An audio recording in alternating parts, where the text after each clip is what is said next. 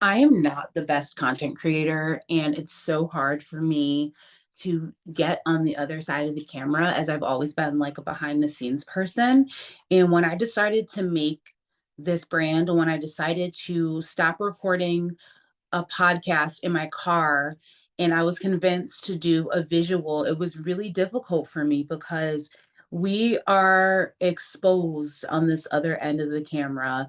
You see everything, you see my blemishes, you see imperfections. And as a former perfectionist, or a recovering perfectionist, it's really hard. Like, I have ADHD, I fidget, I move, I like to contort my body in weird things. And like your average, or even your most popular content creators don't present their information like that. And there's certain things about my content creation. Like, I have an old cell phone. My cell phone is very old, and I don't have a very aesthetic house. I live in a loft and the lighting is off, and I'm sitting in my bed. And my goal as a content creator is to just be myself, be authentic. And that's my brand. My brand is Audacious Life Coaching. And audaciousness means to be bold. And I think vulnerability and authenticity takes boldness.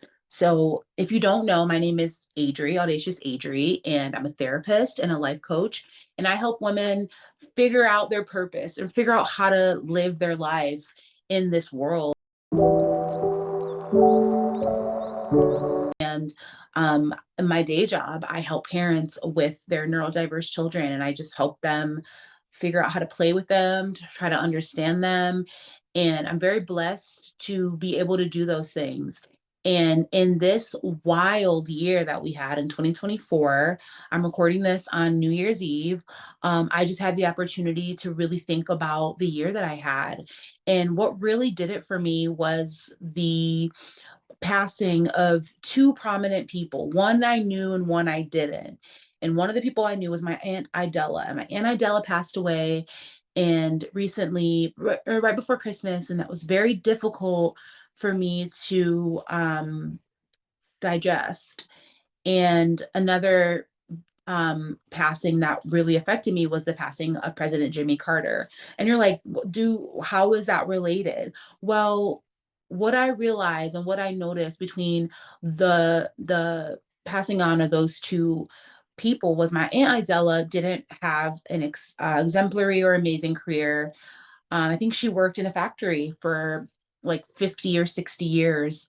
Um, she was married, and her marriage ended in divorce, and she did not ever have any children of her own. She didn't have a lot of money, and she wasn't a supermodel.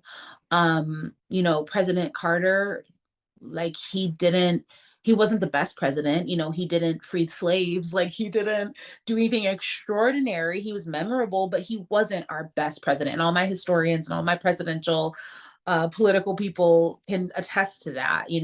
But the true matter about those two people, unrelated, is that they were kind and they loved God. And at my aunt's funeral, everybody sat together and said, Della was a kind person. She was nice. She was positive. And that was what was said at her funeral. What I'm seeing online about President Carter was he loved the Lord, and he was just an honest man.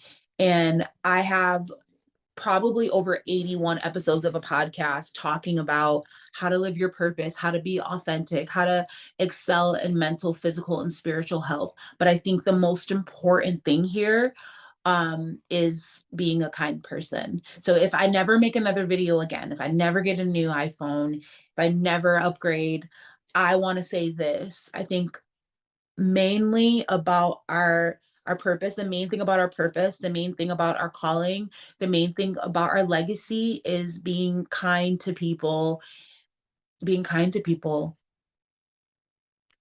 If I can tell you anything, if I can, therapize you, diagnose you, or even be your life coach as I am, I just want to say it's important to be kind to people and love people. And we can talk more about how to do that every day. And I think a big part of that is taking care of your own mental, physical, and spiritual health. My Aunt Ella never was sick before. She said she had only, I think this was her only time in the hospital in 89 years. And the reason why was she said that she always believed that God would heal her when she was sick. She took care of herself.